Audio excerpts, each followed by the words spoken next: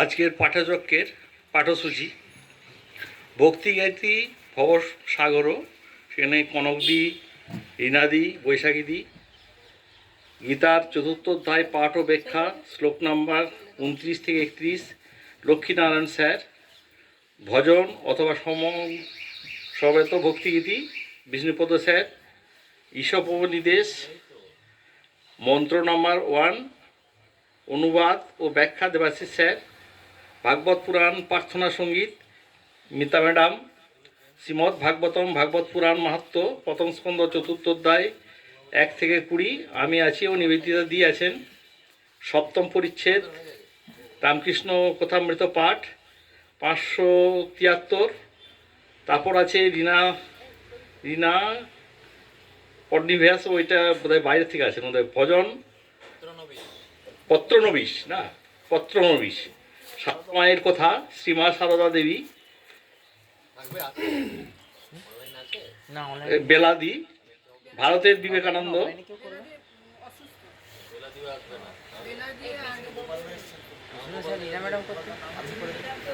ভারতের বিবেকানন্দ ওটা আছে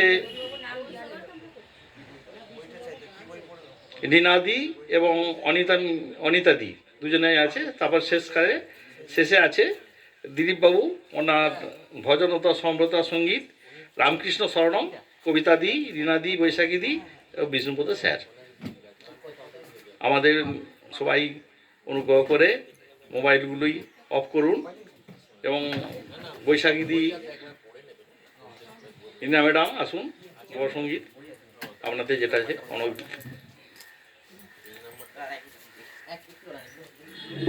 বিবেকানন্দের পেজ নাম্বারটা বলুন তো।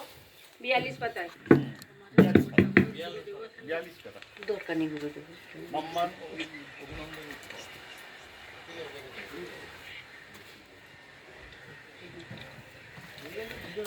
অখণ্ড মণ্ডলাকারং ব্যক্তং যেন চরাচরং তৎপদং দর্শিতং যেন তস্मै শ্রী গুরবে নমঃ। তস্मै শ্রী গুরবে নমঃ।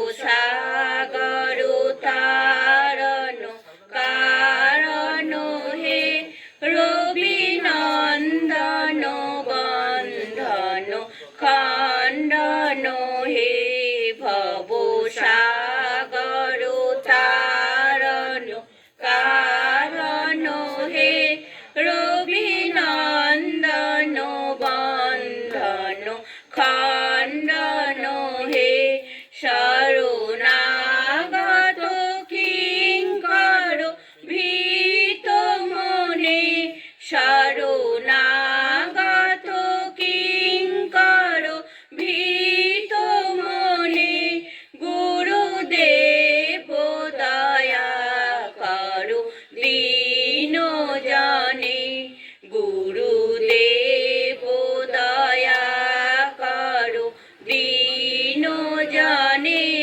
গুরুদেব দয়া করো দীন জনে হৃদি কন্দর তামস ভাস্কর হে তুমি বিষ্ণু প্রজাপতি শঙ্কর হে পরব্রহ্ম পরাৎপর বেদ ভনে পরব্রহ্ম পরাৎপর বেদ ভনে গুরুদেব দয়া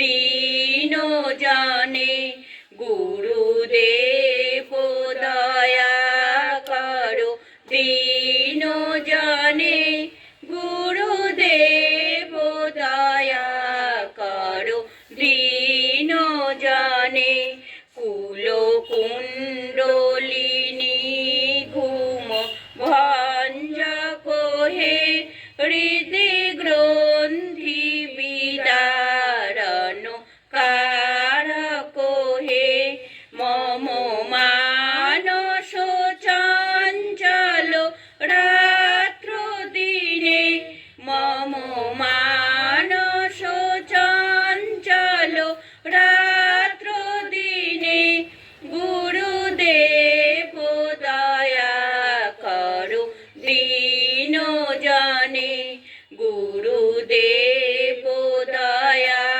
করো দীন জানে গুরুদেব দয়া করো দীন জানে রিপুসূদন মঙ্গল নায়ক হে সুখ শান্তি বরা ভয় দায়ক হে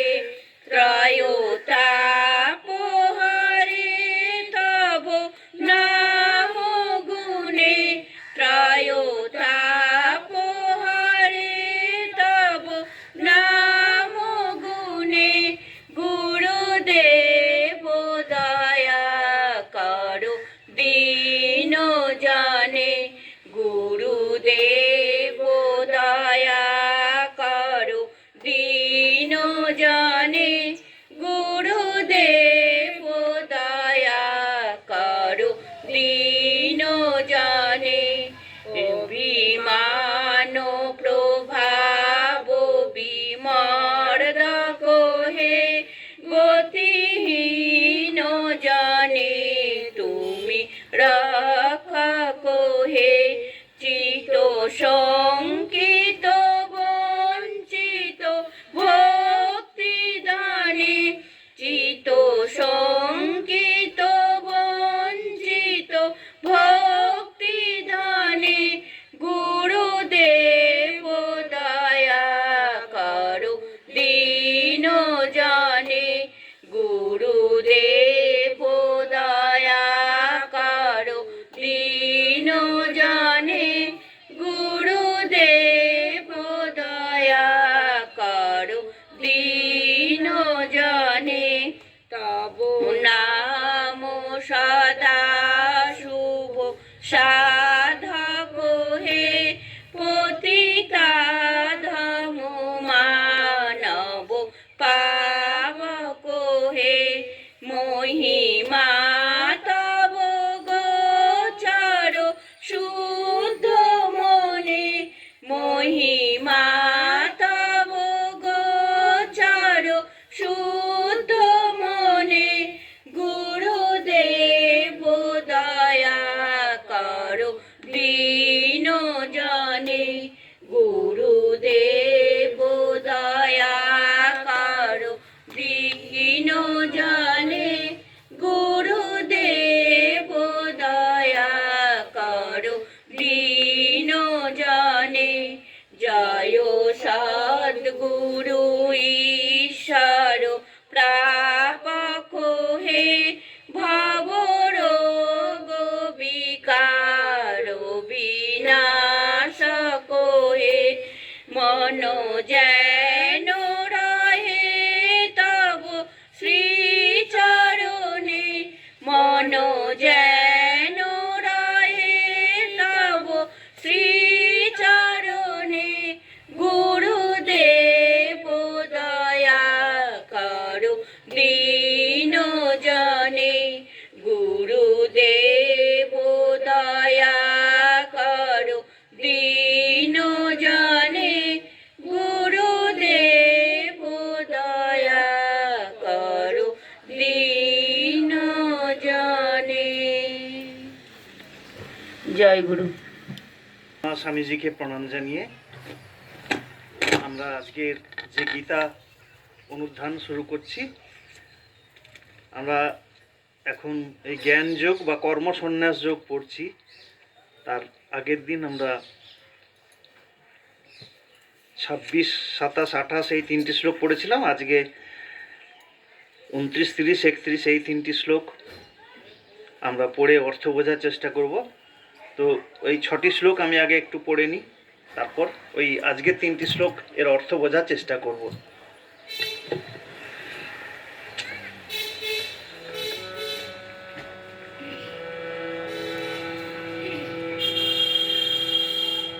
বসুদেব সুতং দেবং কংসচাণূরমর্দনম দেবকী পরমানন্দং কৃষ্ণং বন্দে জগদ্গুরুম। ওম শ্রী পরমাত্মনে নমঃ।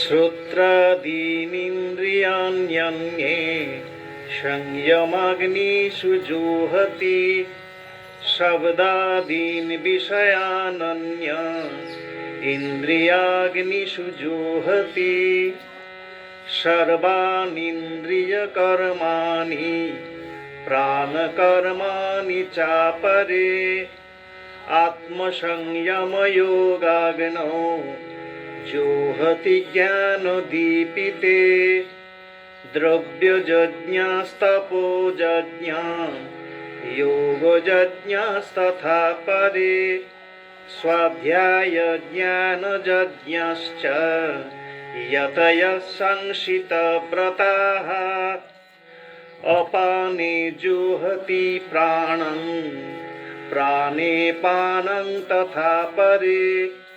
प्राणापानगतिरुद्ध्वा प्राणायामपरायणाः अपरे नियताहाराः प्राणान् प्राणेषु जुहति सर्वेप्येते यज्ञविदः यज्ञक्षपितकल्मषाः यज्ञशिष्टामृतभुजो यान्ति ब्रह्म सनातनं नायं लोकस्य यज्ञस्य कूतन्यः कुरुषोत्तमा। ॐ नमो भगवते वासुदेवाय। ॐ श्रीकृष्णार्पणमस्तु। हरि ओम तत्सत्।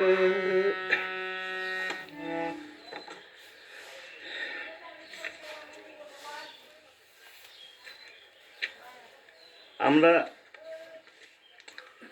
23 নম্বর শ্লোকে ভগবান বলেছেন গত সংঘর্ষ মুক্তস্য জ্ঞানাবস্থিত চেতসঃ যজ্ঞায় আচরতঃ কর্ম সমগ্রং প্রবিলীয়তে।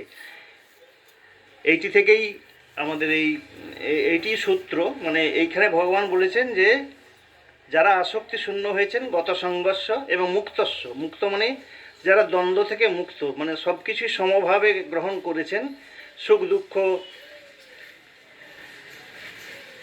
শীত উষ্ণ এই সমস্ত যে দ্বান্দ্বিক বিষয়গুলি সেইগুলি থেকে মুক্ত হয়েছেন, সবই সমদর্শী এবং জ্ঞান অবস্থিত চেতস, যার চিত্ত জ্ঞানে অবস্থিত হয়েছে, ঈশ্বর জ্ঞানে ব্রহ্ম জ্ঞানে স্থিত হয়েছে, সেই সমস্ত সাধক যজ্ঞায় মানে যজ্ঞের নিমিত্ত আচরত কর্ম আচরণ, তাদের যে কর্ম আচরণ তাদের সেগুলি কি হয় সমগ্রং প্রবিলীয়তে, তার এই কর্ম সমস্ত কিন্তু এই জীবনেই বিলীন হয়ে যায়, ব্রহ্মে বিলীন হয়ে যায় এবং তার ফল কি হয়, তিনি কিন্তু বন্ধন মুক্ত হয়, সংসার বন্ধন থেকে মুক্ত হয়ে যান, তাকে আর এই পৃথিবীতে এই দুঃখ শোকময় পৃথিবীতে আর আসতে হয় না। তো এই যজ্ঞায় আচরত কর্ম মানে যজ্ঞের নিমিত্ত যে কর্ম আচরণ এখান থেকেই শুরু হয়েছে। যে যজ্ঞটা কি, যজ্ঞ এখানে একটা কি বল প্রতীকী শব্দ।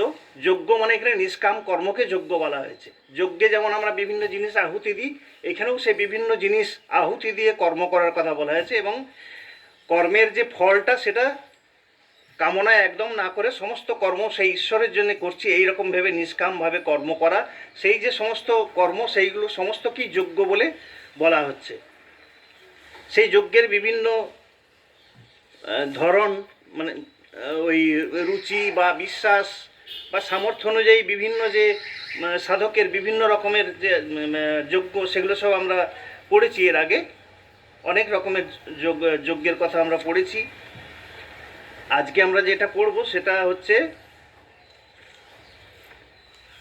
এই সংযম যজ্ঞ, ইন্দ্রিয় যজ্ঞ, তারপর এই আত্মসংযম যজ্ঞ, দ্রব্যযজ্ঞ, তপযজ্ঞ, এই সমস্ত শ্রদ্ধায় যজ্ঞ, এগুলো সব আমাদের পড়া হয়ে গেছে। আজকে আমরা যেটা পড়ব সেটা হচ্ছে প্রাণায়ামের বিষয়। এটাকে হঠযোগও বলা হয়। হঠযোগে কী হয়, প্রাণায়াম করে নিজের যে ইন্দ্রিয় সংযম করে এই যে যোগা আমরা করি, সেটা সেই বিষয়টাই এখানে অনেকটা ব্যাপার এসেছে। এটি এখন গোটা পৃথিবী জুড়ে এর চর্চা চলছে এবং এর অভ্যাস চলছে। তো সেই অপান এবং প্রাণবায়ু, আমাদের 5 প্রকার বায়ু আছে আমাদের দেহে ক্রিয়াশীল।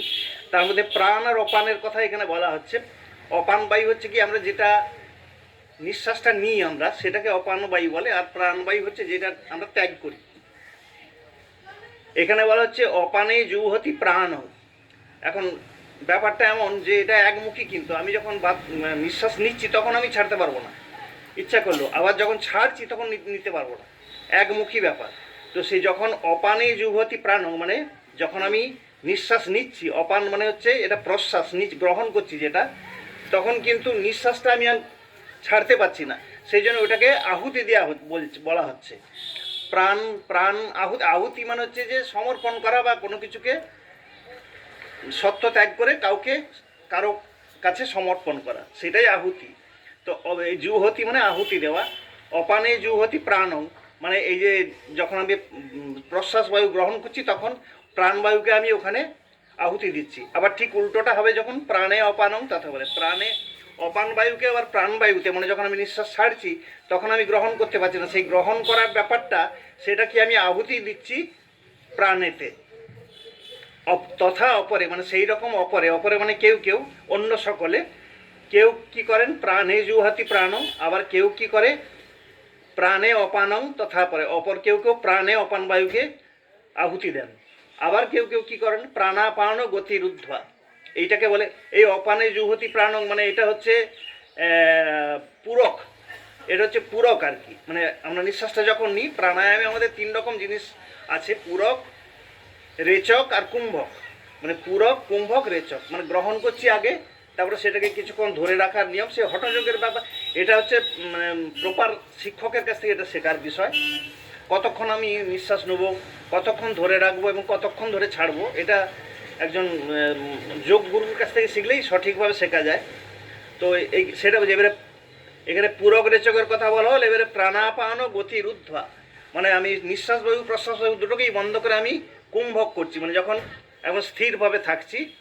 সেরকমভাবে কেউ প্রাণায়াম পরায়ণ ব্যক্তিগণ এরকম করেন। এইভাবে তারা কি করেন, এই অপরে মানে আবার অন্য কেউ কি করেন নিহতাহারা, মানে যারা মিতহারী, মানে যাদের খাদ্য সংযম করেন, আহারকে নিয়ন্ত্রিতভাবে গ্রহণ করেন, সেই তারা কি করেন প্রাণান প্রাণেশী। এইখানে প্রাণান বলতে ইন্দ্রিয় সমস্ত। যখন আমি নিয়ত আহার করব, মানে পরিমিত আহার করব এবং শরীরের প্রতি বিশেষভাবে যত্ন রাখব, এবং এই যে তখন কি হবে, এই উপবাস দেওয়ার ফলে ইন্দ্রিয়র যে শক্তিটা, বিষয়ের দিকে ধাবিত হওয়ার যে প্রবণতাটা, সেটা অনেকটা কন্ট্রোল হয়ে যায় অটোমেটিক্যালি। সেই জন্যই আমাদের ধর্মে উপবাসের কথা, এবং বিভিন্ন ধর্মেও আছে, ইসলাম ধর্মেও আছে, রমজানের ব্যাপারগুলো আছে। এই উপবাসের অর্থ কিন্তু এইটাই যে ইন্দ্রিয়গুলি কিন্তু তখন অনেকটাই নিষ্ক্রিয়, অবধমিত হয়ে থাকে। তো সেইটা কেউ কি করেন এইভাবে নিয়তাহারা প্রাণান প্রাণেশু জুহতি, মানে ইন্দ্রিয়ের যে কর্মগুলি সেগুলি কিন্তু প্রাণবায়ুতে আহুতি দেন।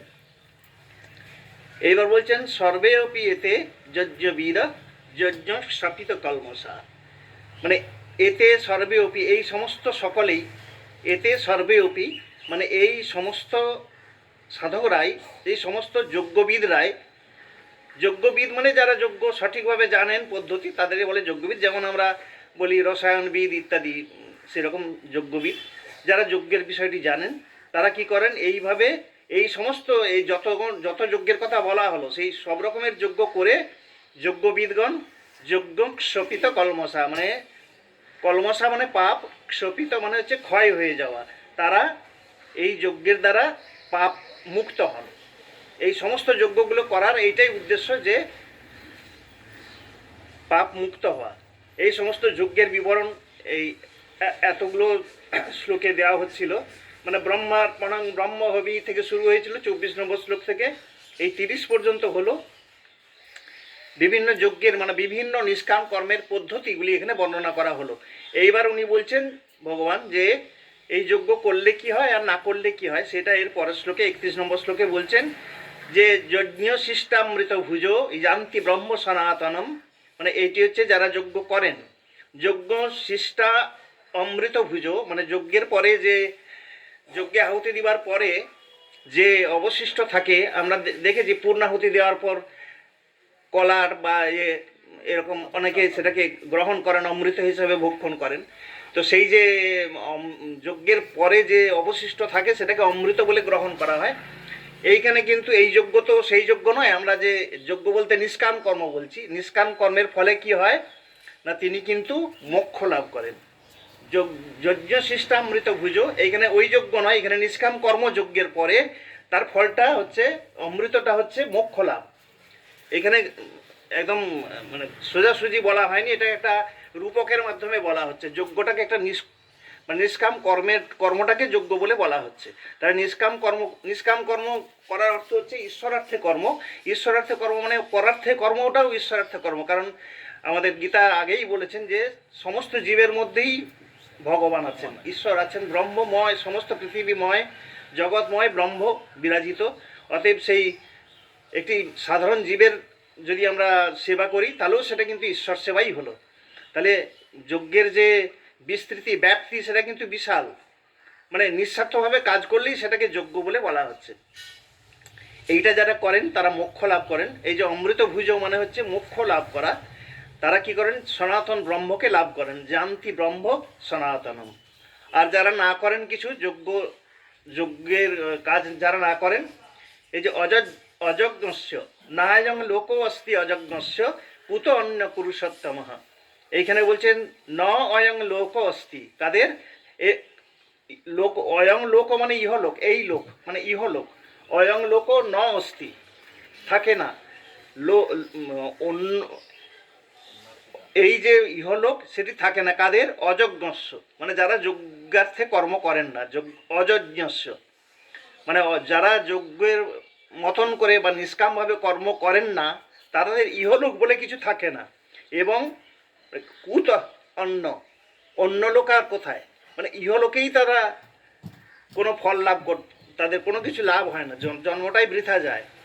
তো কুত মানে কোথায়, অন্য মানে অন্য লোক, অয়ং লোকও বলেছেন মানে ইহলোক। তাহলে কুত অন্য মানে অন্য লোক আর কোথায়, তাদের ইহলোকেই কোনো জন্মটা বিফল যায়, আবার পরলোকে তো কথাই নাই, সেখানে তো কিছুই হবে না। পুরুষোত্তমা বলে অর্জুনকে সম্বোধন করেছেন, সেটা প্রথমেই বলতে হতো, মানে হে পুরুষোত্তম বা কুরুশ্রেষ্ঠ, এই যে অযজ্ঞ যারা করেন, যারা যজ্ঞ করেন না, সেই সমস্ত লোকের ইহলোকেও কিছু হয় না আর পরলোকেও কিছু হয় না, মানে ইতো নষ্ট তত ভ্রষ্ট বলে একটি কথা আছে, সেইটিই হবে আর কি এদের। এই ছিল আজকের গীতার। ওং নমো ভগবতে বাসুদেবায়। হ্যাঁ মিতা ম্যাডাম অনলাইন থেকে মিতা ম্যাডাম শুনতে পাচ্ছেন?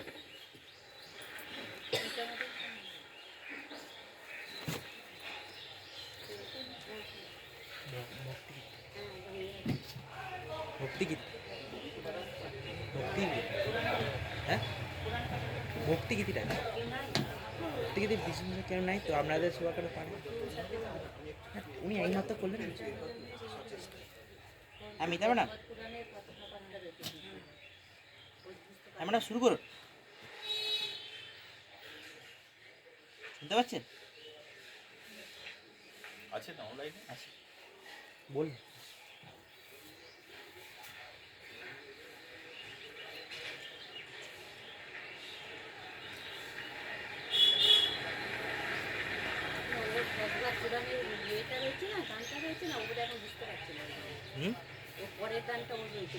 কার কার ও আচ্ছা আচ্ছা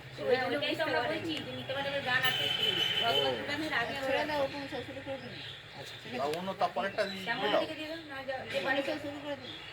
তাহলে তারপরে পাঠটা শুরু করে দেয় উপনিষদ শুরু করে তাই তাই উপরে শুরু করো। উপনিষদ শুরু করে। আর আসছে না। ঠিক আছে হ্যাঁ ও নিয়ে গিয়ে দিবি ঠিকই বলেছিস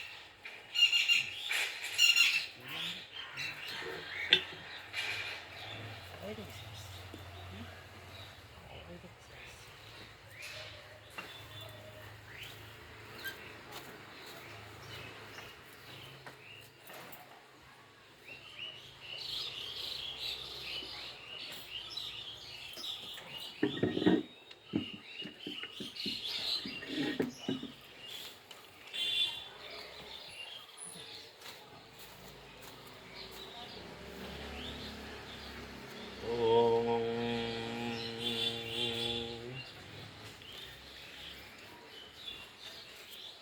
আমরা ঈশোপনিষদ শুরু করেছি আগের দিন থেকে। উপনিষদের অন্যতম একটি গুরুত্বপূর্ণ উপনিষদ হচ্ছে এই ঈশোপনিষদ।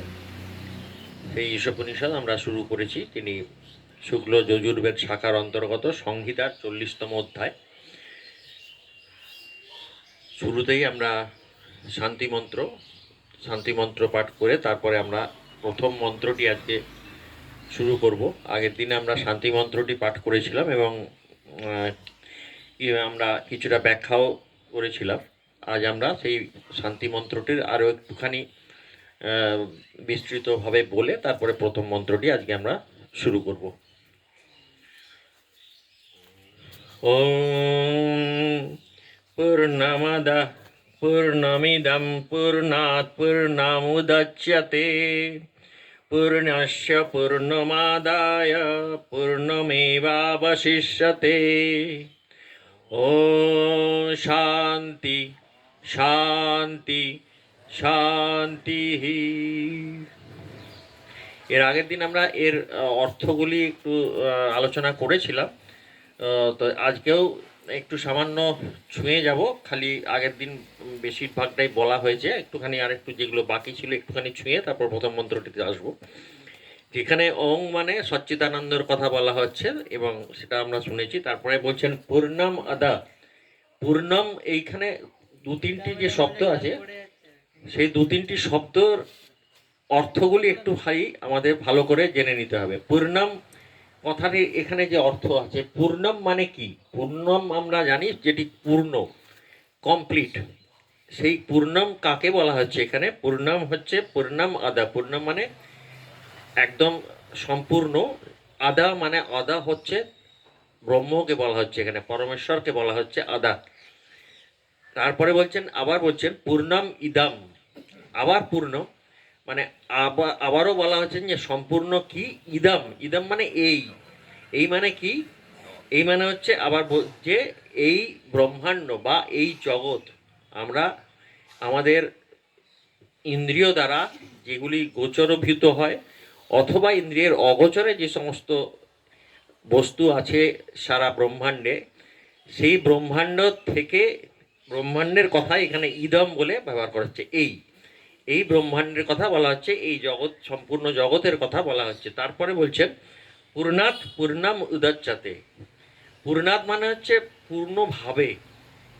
পূর্ণাৎ পূর্ণম উদচ্যতে। উদচ্যতে মানে হচ্ছে উৎপন্ন হওয়া, উদ্ভূত হওয়া। সেই বলছেন যে সেই পরব্রহ্ম থেকে এই জগতের সৃষ্টি। এই যে গতিশীল জগৎ, আমরা জগৎ মানেই হচ্ছে গতিশীল, চলমান। সেই জগতের সৃষ্টি হয়েছে কোথা থেকে? সেই পূর্ণম, সেই পরব্রহ্ম পরমেশ্বর থেকেই এই জগতের সৃষ্টি।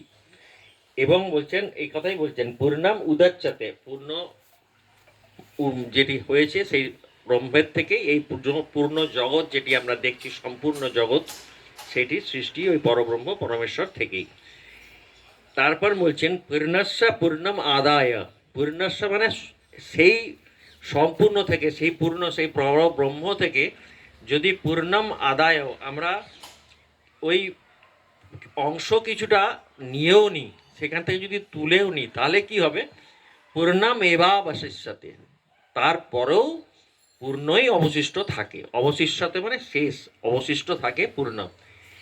এখানে একটা মনে প্রশ্ন আসতে পারে যে পূর্ণ থেকে যদি আমরা নিয়ে নিই কিছুটা অংশ, স্বাভাবিকভাবেই তাহলে কিছুটা কম হয়ে যাওয়া উচিত, কিন্তু সেই কথাই বলছেন এখানে, যে এখানে পূর্ণ কথাটার অর্থ হচ্ছে গাণিতিক ভাবে যদি আমরা ভাবি, গণিতের বিষয় নিয়ে যদি আমরা ভাবি, এখানে পূর্ণ কথাটির অর্থ হচ্ছে অসীম, অনন্ত, ইনফিনিটি, যেটা গণিতের ভাষায় যাকে বলা হয় ইনফিনিটি। তো গণিতের ভাষায় আমরা জানি ইনফিনিটির থেকে ইনফিনিটি মাইনাস ইনফিনিটি কি থাকে? সেই ইনফিনিটিই থাকে। আবার ইনফিনিটির সাথে যদি প্লাস করি, ইনফিনিটি প্লাস করি, কি হয়? সেটাও ইনফিনিটি। তো সেই জন্যে তার মানে কি হচ্ছে, যে পূর্ণর থেকে যদি আমি পূর্ণাম, সেখান থেকে যদি কিছুটা নিয়েও নিই, তাতেও কোনো এফেক্ট হয় না, সেই পূর্ণই থাকেন। সেই জন্যই বলছেন পূর্ণম আদায়া পূর্ণস্য পূর্ণম আদায়া পূর্ণম এবাবশিষ্যতে। পূর্ণর থেকে যদি আমরা কিছুটা নিয়েও নিই, যদিও সেটা সম্ভব নয়, মানে সর্বত্রই পূর্ণ অবশিষ্ট মানে অবস্থান করছেন পরমেশ্বর, সেই জন্যে সেখান থেকে নিয়ে নেওয়ার ব্যাপার কিছু নেই। কিন্তু এটা মানে জ্ঞানের কথা, উপনিষদ আমাদের জ্ঞানের কথা বলছেন, কিভাবে আমরা জানতে পারি এই বিষয়ের সম্বন্ধে। সেই জন্যেই এখানে এই কথাটি বলা হয়েছে, যে তার একটা ধারণা দেয়া হচ্ছে যে পরব্রহ্ম পরমেশ্বর কেমন, তার স্বরূপটি কেমন, তার একটি ধারণা এখানে দিয়েছেন। তারপর 3 বার শান্তি মন্ত্র আমরা পড়েছি, সেটা আধ্যাত্মিক, আদি দৈবিক এবং আদি ভৌতিক যে সমস্ত বিঘ্ন আমাদের মধ্যে আসে, সেগুলি সেই বিঘ্ন নাশ করার জন্যে 3 বার শান্তি কথাটি উচ্চারণ করা হয়। এইটাই এই মন্ত্র ছিল। আজকে আমরা এই ঈশোপনিষদের প্রথম মন্ত্রটি পড়ব।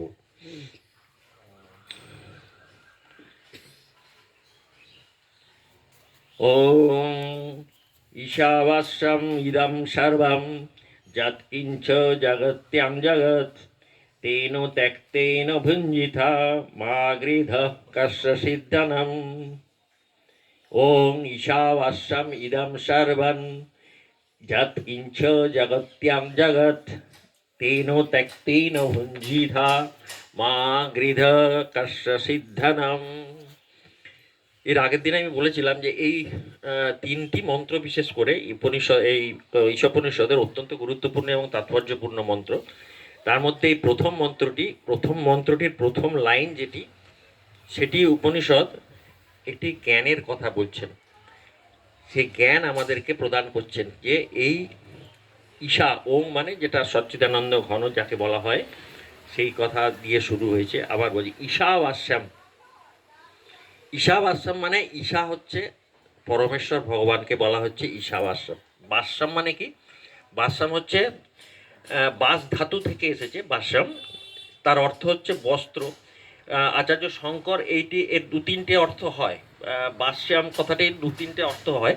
তো আচার্য শঙ্কর এই কথাটির যেটি বস্ত্র হিসাবে যার অর্থ, সেটিকে তিনি গ্রহণ করেছেন। তার মানে কি, আমরা এখানে যে বাস্যাম মানে আচ্ছাদিত, ঈশাবাস্যাম ইদম সর্বম কথাটির অর্থ হচ্ছে যে এই সমস্ত কিছু, এখানেও এই কথাটি আছে, ইদম মানে এই সর্বম যৎকিঞ্চ জগত্তাং জগৎ। যৎকিঞ্চ জগত্তাং জগৎ মানে এই যে জগৎ, আমরা যেটা এই মন্ত্র ছিল, যে জগৎ আমরা যা কিছু দেখতে পাচ্ছি, সেই জগতের যা কিছু সব কিছুই এই পরমেশ্বর ভগবানের দ্বারা আচ্ছাদিত। আচ্ছাদিত কথাটি ওইভাবেই বলা হচ্ছে, যেন একটি তাঁর স্বরূপটি যেন একটি আচ্ছাদন দিয়ে ঢেকে দেওয়া হয়েছে, এটি এখানে বলছেন। সেইটি একটি জ্ঞানের কথা। তিনি প্রথমেই উপনিষদের প্রথমেই পরব্রহ্ম সম্বন্ধে বলছেন, যাতে আমরা তার সম্বন্ধে উপলব্ধি করতে পারি, চেষ্টা করি। সেই জন্যই বলছেন যে এই জগৎটি কেমন না, এই জগৎটি একটি ঈশাবাস্যম পরমেশ্বর ভগবানের দ্বারা সম্পূর্ণ আচ্ছাদিত। এবার তারপরে বলছেন যৎ কিঞ্চ জগত্তাং জগৎ, মানে যৎ কিঞ্চ মানে যা কিছু আছে, যা কিছু, যৎ কিঞ্চিত যা কিছু আমরা যেগুলো দেখছি বা যেগুলো দেখতে পাচ্ছি না, সমস্ত কিছুই জগতের ভেতরে যা কিছু আছে। জগৎ মানে যে গতিশীল জগতের কথাই বলেছে, সেই গতিশীল জগতের মধ্যে যা কিছু আছে সেই জগৎ সমস্তটাই আচ্ছাদিত পরমেশ্বর ভগবানের দ্বারা। একটি একদম বুঝিয়ে দেওয়া হলো, এটি একটি জ্ঞানের কথা বলে দিলেন উপনিষদ। তার পরের লাইনটিতে তিনি তো সেইখানে এখানে একটা প্রশ্ন আসবে মনে, যে যদি সব কিছুই আচ্ছাদিত হয় তাহলে আমরা পরমেশ্বর ভগবানকে স্বরূপটি দেখব কী করে? এটা স্বাভাবিকভাবেই আসতে পারে।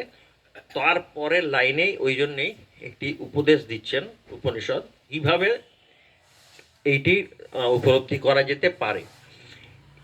তিনি এটাতে বলছেন, তেন ত্যক্তেন ভুঞ্জিতা মা গৃধ কস্যচিৎ ধনম। তেন মানে সেই, এই যে জগৎ, একে বলছেন যে তেন মানে এই ঈশ্বর আছেন যেটি আচ্ছাদিত হয়ে আছেন, সমস্ত জগৎকে আচ্ছাদন করে আছেন, তাকে সঙ্গে নিয়ে মানে তার কথা শুনে তাকে সমর্পণ করে সমস্ত কিছুই তারকে উদ্দেশ্য করে তুমি এই অখিল ব্রহ্মাণ্ডের যা কিছু আছে তুমি তেন ত্যক্তেন ভুঞ্জিতা, ভুঞ্জিতা মানে ভোগ করো। ভোগ করো মানে ভোগ কথাটার অনেক রকম অর্থ হয়, এখানে ভোগ কথাটির অর্থ হচ্ছে তুমি ব্যবহার করো, এই জগৎকে ব্যবহার করো। কিভাবে, কেন? এই যে প্রশ্নটা ওইখানে আসবে যে ঈশাবাস্যাম মানে আচ্ছাদিত যদি থাকে তাহলে আমি তাহার স্বরূপ যেন দেখতে পাচ্ছি না। এবারে প্রশ্ন হবে যে তাহলে আচ্ছাদন কেন দেওয়া আছে, স্বরূপটি সোজাসুজি আমরা কেন দেখতে পাচ্ছি না? এটাই বলছেন যে এই আচ্ছাদনটি দেওয়ার উদ্দেশ্য হচ্ছে আপনাকে পুরো জগৎটিকে ব্যবহার করতে সুবিধা দেওয়া হয়েছে। আপনি আপনার মতো করে এই জগৎটিকে ব্যবহার করুন, আপনি খান দান ঘুমন যা ইচ্ছে করুন, আপনার আশা আকাঙ্ক্ষা কামনা বাসনা সমস্ত কিছু আপনি পূরণ করুন। তারপরেও যদি আপনার সেই স্বরূপটিকে জানার ইচ্ছা হয় তখন কি করবেন, এবং যা কিছু করবেন সমস্ত কিছু ঈশ্বরের সাথে নিয়ে করবেন, ঈশ্বরকে উৎসর্গ করছি সেই ভেবে করবেন। তখন কি হবে? ত্যাগতেন মানে ত্যাগ করা। কি ত্যাগ করবেন? আপনার কামনা বাসনা আশা আকাঙ্ক্ষা সব কিছু ত্যাগ করতে হবে। ত্যাগ করে ভোগ করো, ঈশ্বরকে সঙ্গে নিয়ে সমস্ত কিছু ত্যাগ করো, কামনা বাসনা ত্যাগ করে তুমি এই জগৎকে উপভোগ করো, এই জগৎকে ব্যবহার করো। তারপরে বলছেন মা গৃধ, মা মানে না, সংস্কৃতে মা মানে না, গৃধ হচ্ছে শকুন। মানে শকুনের চোখ যেমন ভাগাড়ের দিকেই থাকে, সমস্ত কিছু খাবারের দিকে থাকে, সেই জন্য বলছে গৃধ হয়েও না, শকুনি হয়েও না, লোভী হয়েও না, লোভ লালসা দূর করো। এবং তারপরে বলছেন কাস্যা, কেন সেটাও বলে দিচ্ছেন, লোভ করে লাভ কিছু নেই। কেন? কাস্যা সিদ্ধনম, কারণ এই ধন, কাস্য মানে কার, এই ধন কার? এই ধন কারও নয়, এই ধন ঈশ্বরের। এই ধন ঈশ্বরের, তাই জন্য এই শকুনের মতো হইও না, লোভ করো না।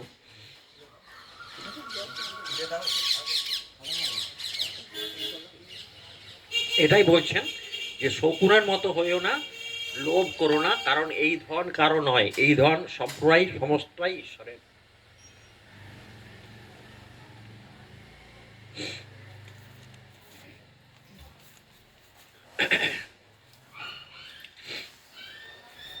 এই ধন সমস্তটাই ঈশ্বরের, এটাই বলতে চাইছেন, এই উপদেশ দিচ্ছেন যে এইভাবে তুমি জীবন ধারণ করো, তখন সমস্ত কিছু প্রয়োগ করো, যেখানে ব্যবহার করো পূর্ণ জগৎকে।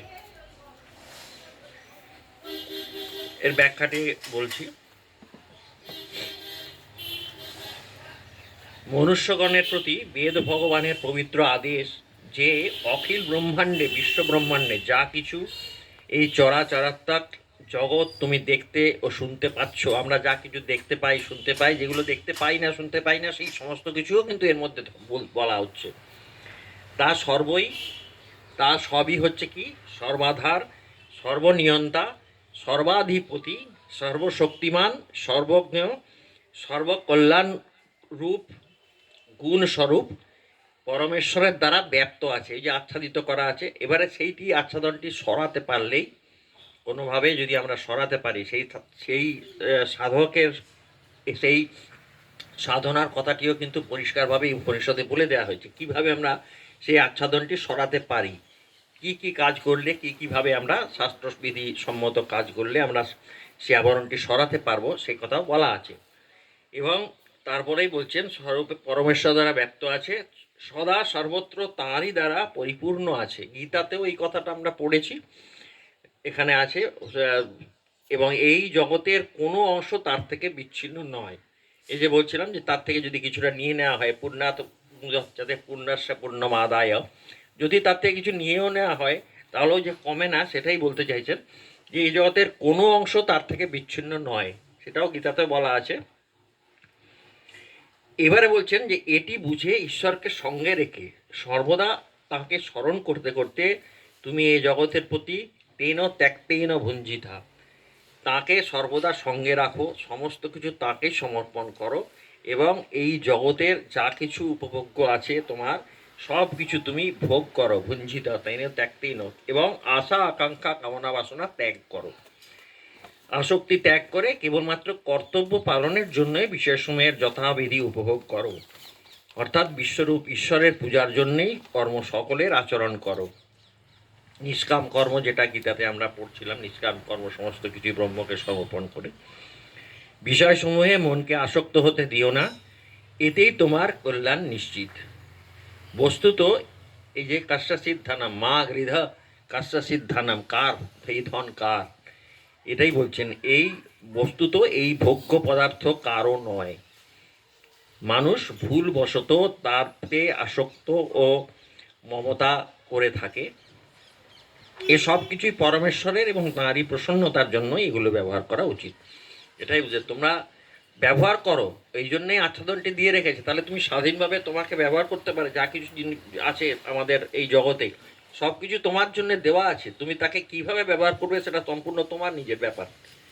তোমাকে পূর্ণ স্বাধীনতা দেওয়া আছে সেগুলি ব্যবহার করার জন্য, সেগুলি ভাববে। সেইটা করার পরে, তারপরে তোমার যখন এই আশা আকাঙ্ক্ষা কামনা বাসনা ত্যাগ করার পর তুমি তখন যদি পারো তাহলে তুমি সেই পরব্রহ্ম পরমেশ্বরের উপলব্ধি করতে পারবে। এটাই ছিল আজকের পাঠ।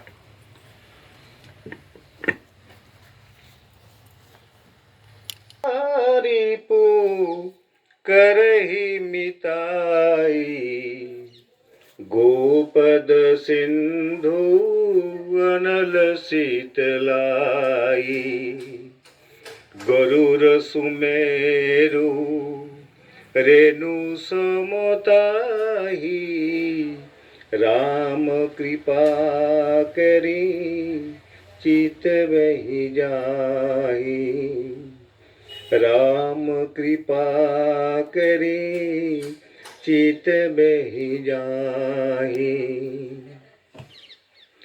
मूकं करोति वाचालं पंगुं लंघयते गिरिं यत्कृपया तमहं वन्दे परमानन्दमाधवम्।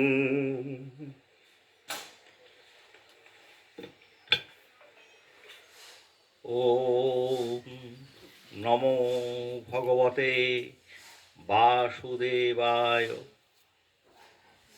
আমরা শ্রীমদ্ ভাগবত তার প্রথম স্কন্ধ 3য় অধ্যায় পর্যন্ত পাঠ করেছি। তার বর্ণনাবাদ আমরা পড়ে চলেছি। এই 3য় অধ্যায়ে মূলত যে 22 জন যে অবতার তাদের কথা আমরা জেনেছি। আবার কেউ কেউ বিজ্ঞ গণ বলে দেখেন অবতার 22 জন নন, অবতার 24 জন। তিনি হংস ও হয়গ্রীব এই 2 অবতারের কথা উল্লেখ করেছেন।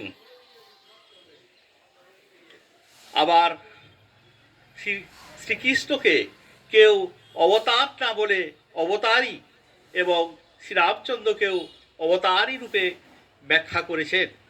এই সব আমরা জেনেছি।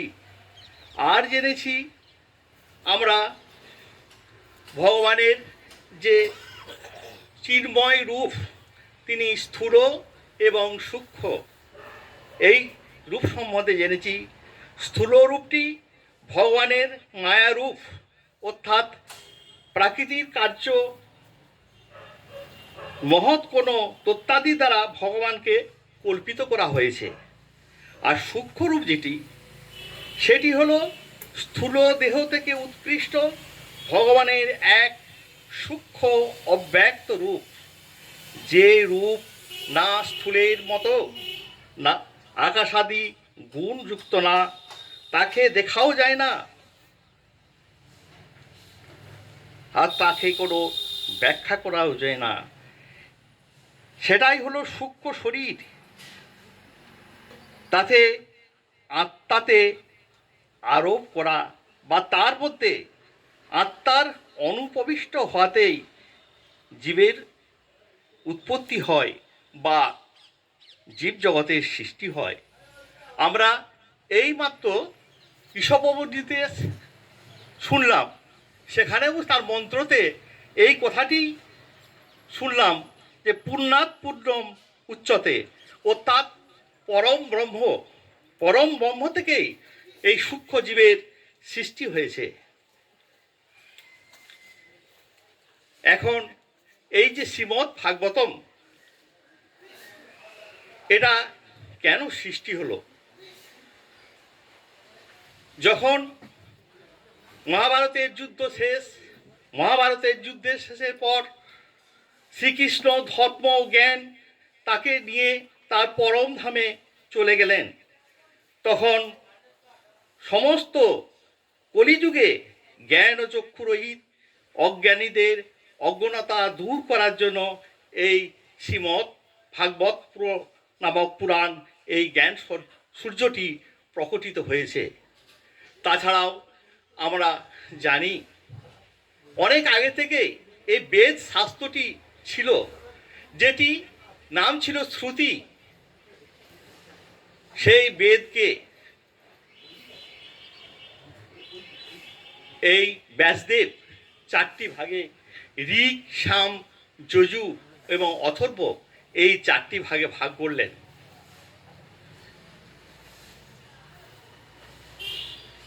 তখনকার দিনে এই বেদ যা তার মন্ত্র, সমস্ত শূদ্র জাতি, স্ত্রীলোক এবং পতিতদের শোনার কোনো অধিকার ছিল না।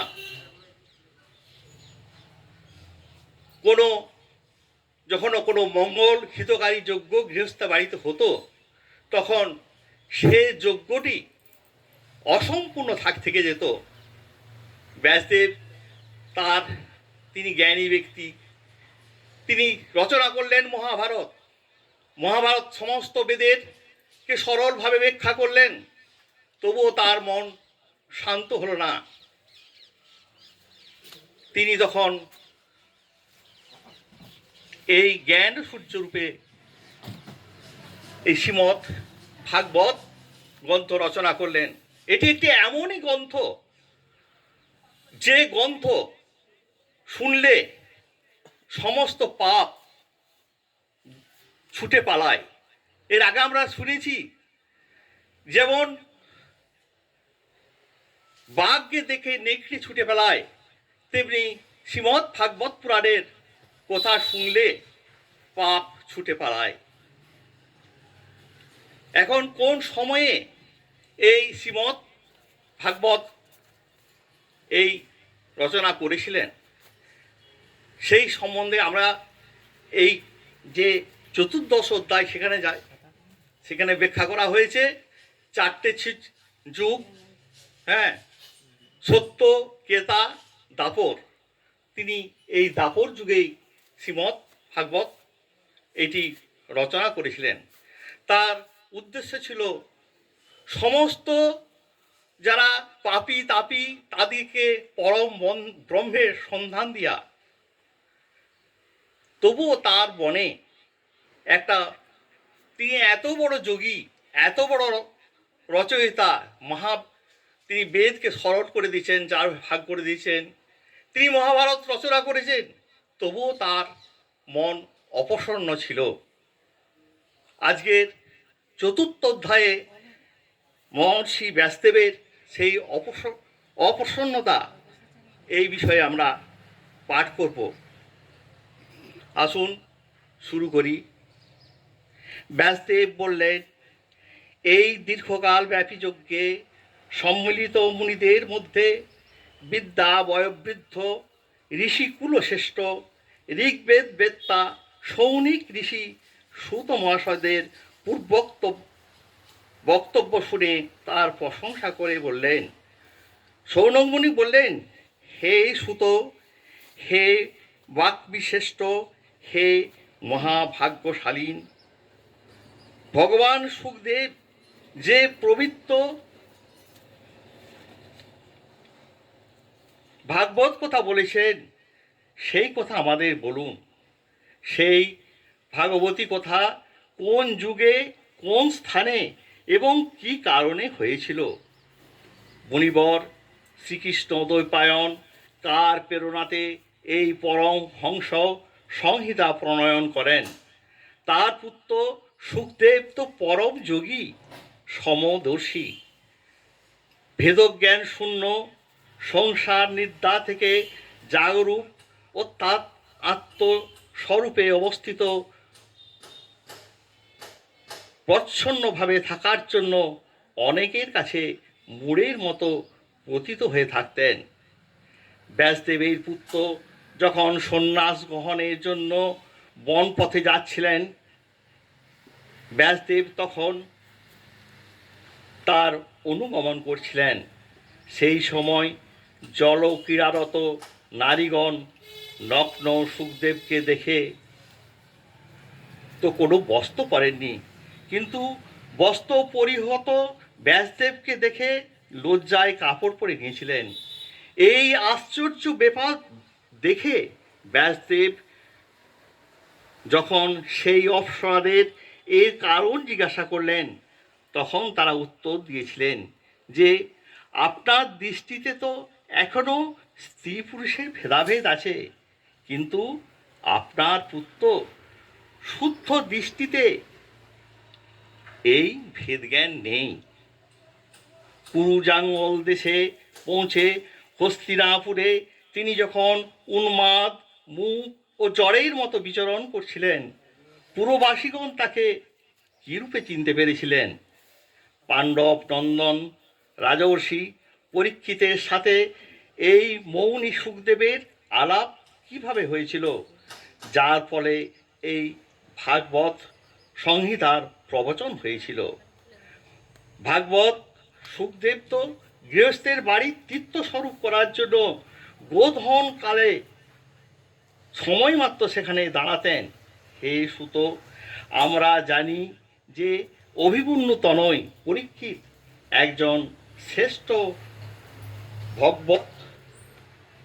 ভক্ত ছিলেন। তার অদ্ভুত আশ্চর্য জন্ম বৃত্তান্ত ও কর্ম সকল আমাদের কাছে বর্ণনা করুন। তিনি তো পাণ্ডু বংশের কীর্তিবর্ধক সম্রাট ছিলেন।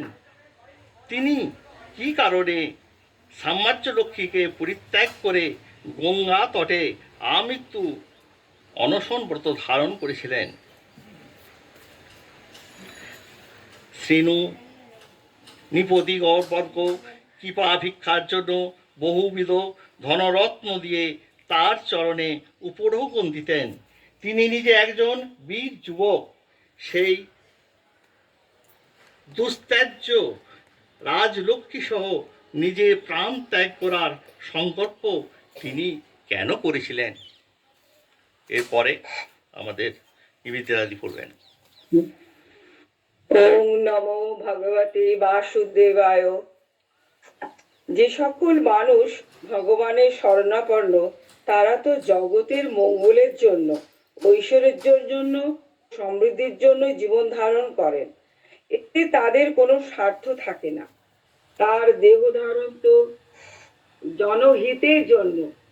সেই জীবনে বিরাগী হয়ে কি কারণে তিনি শরীর ত্যাগ করেছিলেন বেদ ছাড়া আপনি আর সকল শাস্ত্রেই পারদর্শী বিদ্বান হে সুত মহারাজ। সেই জন্য এখন আমরা যা কিছু আপনাকে প্রশ্ন করলাম কৃপা করে আমাদের কাছে সবিস্তারে বর্ণনা করুন। সুত বললেন, বর্তমান চতুর্যুগের তৃতীয় যুগ দাপরে মহর্ষি পরাশরের ঔরসে বসুকন্যা সত্যবতীর গর্ভে ভগবানের কলাবতার যোগীরাজ ব্যাসদেবের জন্ম হয়। একদিন সূর্যোদয়কালে সরস্বতী নদীর পবিত্র জলে স্নানাদি সমাপন করে এক নির্জন পবিত্র স্থানে তিনি বসেছিলেন। মহর্ষি ভূত ও ভবিষ্যৎ সব জানতেন। তার দিব্য দৃষ্টিতে তিনি দেখলেন যে মানুষের অজ্ঞাত অলক্ষিত গতি, কালের স্রোতে যুগ ধর্মাদির ক্ষয় ও তার প্রভাবে পাঞ্চভৌতিক বস্তু সকলেরও শক্তির হ্রাস হয়। মানুষ বুদ্ধিবংশ ও স্বল্পায়ু হতে থাকে। তাদের বুদ্ধি সঠিক কর্তব্য নিশ্চয় করতে পারে না। মানুষের আয়ুও কমে যায়। মানুষের এই ভাগ্যহীনতা দেখে সেই মুনিবর নিজের দিব্য জ্ঞান দ্বারা সকল আশ্রম ও বর্ণের পক্ষে যা মঙ্গলজনক সেই চিন্তা করতে লাগলেন। তিনি ভাবলেন যে বেদের চাতুর্হর্ত কর্ম মানুষের চিত্ত শুদ্ধিকর। এই চিন্তা থেকে তিনি যজ্ঞের অনুষ্ঠান বুদ্ধির উদ্দেশ্যে বেদকে 4 ভাগে ভাগ করলেন। ব্যাসদেবের দ্বারা ঋক, যজুঃ, সম ও অথর্ব এই 4টি বেদের উদ্ধার হলো। ইতিহাস এবং পুরাণকে পঞ্চম বেদ বলা হয়। তার মধ্যে ঋগ্বেদের পৈল, সামগানের বিদ্বান জৈমিনী এবং যজুর্বেদের একমাত্র স্নাতক ছিলেন বৈশম্পায়ন। প্রণাম মন্ত্র। তমেব তমেব মাতা চ পিতা তমেব তমেব বন্ধুশ্চ সখা তমেব তমেব বিদ্যা দ্রবিণং তমেব তমেব সর্বং মম দেব দেব তমেব সর্বং মম দেব দেব। হরি ওম তৎসৎ।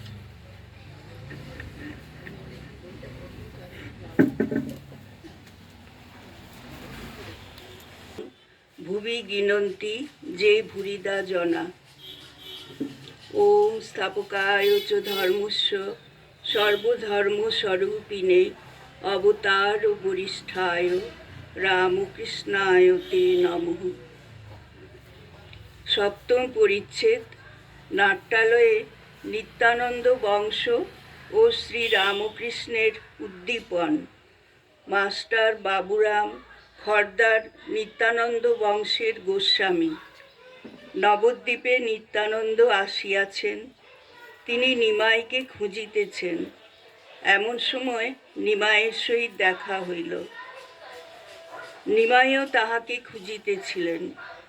মিলনের পর নিমাই বলিতেছেন, সার্থক জীবন সত্য মম ফলেছে স্বপন, লুকাইলে স্বপ্নে দেখা দিয়ে। শ্রীরামকৃষ্ণ মাস্টারকে গদগদ স্বরে। নিমাই বলছে, স্বপ্নে দেখেছি। শ্রীবাস ষড়ভুজ দর্শন করছেন আর স্তব করছেন। ঠাকুর শ্রীরামকৃষ্ণ ভাবাবিষ্ট হইয়া ষড়ভুজ দর্শন করিতেছেন। গৌরাঙ্গের ঈশ্বর আবেশ হইয়াছে। তিনি অদ্বৈত, শ্রীবাস, হরিদাস ইত্যাদির সহিত ভাবে কথা কহিতেছেন। গৌরাঙ্গের ভাব বুঝিতে পারিয়া নিতাই গান গাইতেছেন। কৃষ্ণ কই কৃষ্ণ এলো কুঞ্জে প্রাণ সই, দে রে কৃষ্ণ দে, কৃষ্ণ এনে দে, রাধা জানে কি গো কৃষ্ণ বই। শ্রীরামকৃষ্ণ গান শুনিতে শুনিতে সমাধিস্থ হইলেন। অনেকক্ষণ ওইভাবে রহিলেন। কনসার্ট চলিতে লাগিল। ঠাকুরের সমাধি ভঙ্গ হইল। ইতিমধ্যে খর্দার নিত্যানন্দ গোস্বামীর বংশের একটি বাবু আসিয়াছেন ও ঠাকুরের চেয়ারের পশ্চাতে দাঁড়াইয়া আছেন। বয়স 34-35 হইবে। ঠাকুর তাহাকে দেখিয়া আনন্দে ভাসিতে লাগিলেন। তাহার হাত ধরিয়া কত কথা কহিতেছেন। মাঝে মাঝে তাহাকে বলিতেছেন, এখানে বসো না, তুমি এখানে থাকলে খুব উদ্দীপন হয়। সস্নেহে তাহার হাত ধরিয়া যেন খেলা করিতেছেন। সস্নেহে মুখে হাত দিয়া আদর করিতেছেন। গোস্বামী চলিয়া গেলে মাস্টারকে বলিতেছেন, ও বড় পণ্ডিত, বাপ বড় ভক্ত। আমি খর্দার শ্যামসুন্দর দেখতে গেলে যে ভোগ 100 টাকা দিলে পাওয়া যায় না, সেই ভোগ এনে আমায় খাওয়ায়। এর লক্ষণ বড় ভালো, একটু নেড়ে চেড়ে দিলে চৈতন্য হয়। ওকে দেখতে দেখতে বড় উদ্দীপন হয়।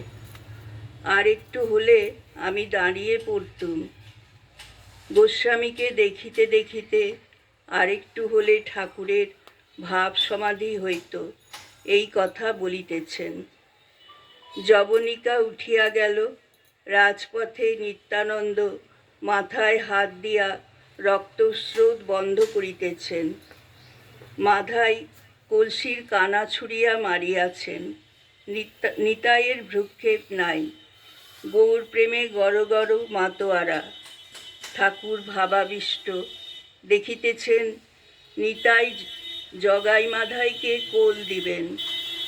নিতাই বলিতেছেন, প্রাণ ভরে আয় হরি বলি, নেচে আয় জগাই মাধাই। মেরেছ বেশ করেছ, হরি বলে নাচো ভাই। বল রে হরি বল, প্রেমিক হরি প্রেমে দিবে কোল। তোল রে তোল হরিনামের রোল, পাওনি প্রেমের স্বাদ, ওরে হরি বলে কাঁদ, হেরবি হৃদয় চাঁদ। ওরে প্রেমে তোদের নাম বিলাবো, প্রেমে নিতাই ডাকে তাই। এইবার নিমাই শচীকে সন্ন্যাসের কথা বলিতেছেন। শচী মূর্ছিতা হইলেন। মূর্ছা দেখিয়া দর্শকবৃন্দ অনেকে হাহাকার করিতেছেন। শ্রীরামকৃষ্ণ অনুমাত্র বিচলিত না হইয়া এক দৃষ্টে দেখিতেছেন।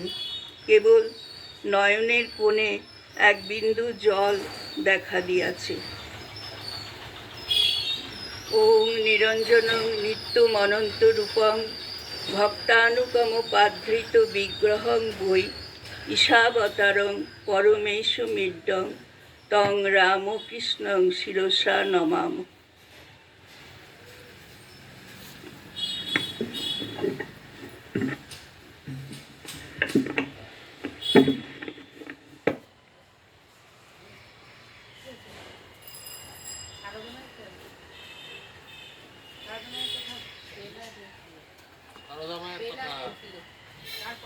নমস্কার, নমস্কার, শুভ সন্ধ্যা।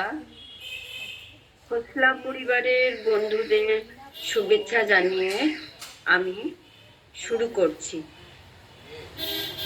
অচ্যুতং কেশবং কৃষ্ণ দামোদরং রাম নারায়ণং জানকী বল্লভং। अच्युतं केशवं कृष्ण दामोदरं रामनारायणं जानकी वल्लभं। कौन कहते हैं भगवान आते नहीं, कौन कहते हैं भगवान आते नहीं। तुम मीरा के जैसे बुलाते नहीं, मीरा की जैसे बुलाते नहीं। अच्युतं केशवं कृष्ण दामोदरं राम नारायणं जानकी वल्लभं। राम नारायणं जानकी वल्लभं। कौन कहते हैं भगवान खाते नहीं, कौन कहते। বিরানন্দ রচিত সীমা সারদা দেবী থেকে পাঠ শোনাচ্ছি। ওম জননীং শারদাং দেবীং রামকৃষ্ণং জগদ্গুরুম পাদপদ্মে তয় সিদ্ধা প্রণমামি মুহুর্মুহু।